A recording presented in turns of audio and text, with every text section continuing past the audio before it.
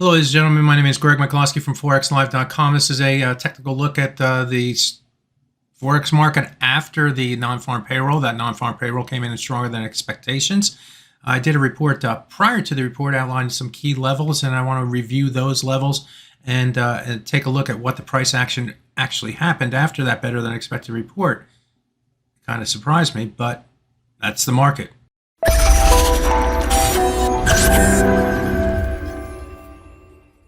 Looking at the euro versus US dollar, the price action just prior to the report saw the price near the 50% retracement of the range, going all the way back to this day right here. This is September 28th low to the high, and this area right here was a key level. I outlined the area because of a number of different swing levels in between that area.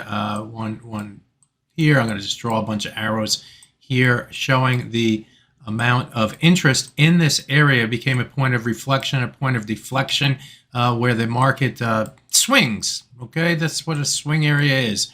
And so when we saw the price move above it here, we saw more buyers, and then we moved it below. We saw more sellers, moved above it, more buyers, moved above it, more buyers through here until this week, where the price came right back down to it after peaking up here near the 100-day moving average, by the way, another one of my key technical levels.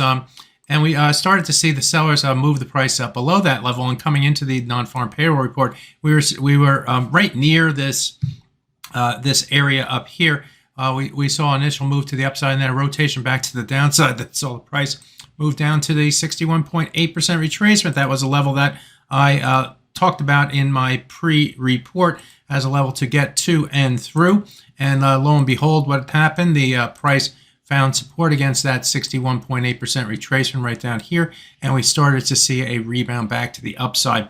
And true to my word, and true to the technicals, I should say, because my word is nothing to do with it. It's what the price action and what the market says. When the price moved back above the 50% retracement, back above the swing area, we saw a sharp move to the upside that took the price above the 100-hour moving average all the way up to the broken 38.2% retracement, which stalled the high right here. If I go to the 5-minute chart, remember this 50% retracement comes in at 0.9814. And if you look at the 5-minute chart, this is the 0.9814 level, well, just above that level, right around there.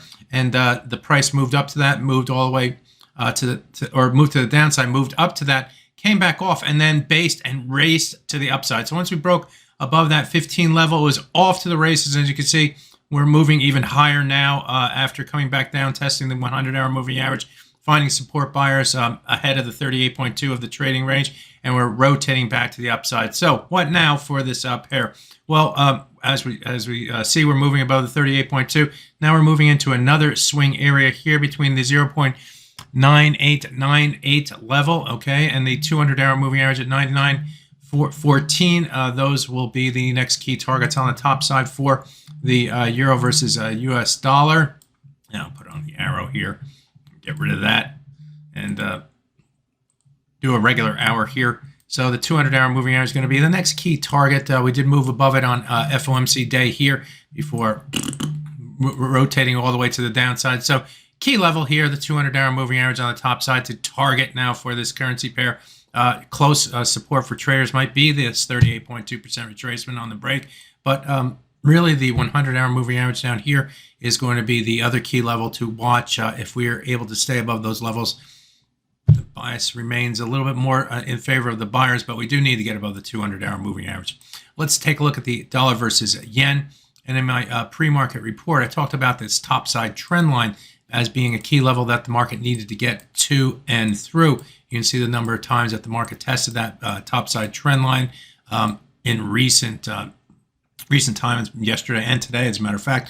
And you can see that after the non-farm payroll, the price moved up toward that trend line and then found sellers, and is now pushing down toward this lower area here, which I defined as support. And for the same reason as the trend line, there is a number of different levels here that the price has developed over time. If the price were to move down to this level, we find support, and indeed we have so far. A break below that level, however, would increase the bearish bias and have traders looking down toward this area right here, or low off the FOMC, low prices through here, where we had, again, other swing levels in play here. Number of different times. Are we going down to this area? Maybe. But we still need to get below the 146.18 level here on the downside. And so far we haven't been able to do that. So be aware, be prepared. But the sellers are in control below the 200-hour moving average in the dollar versus yen.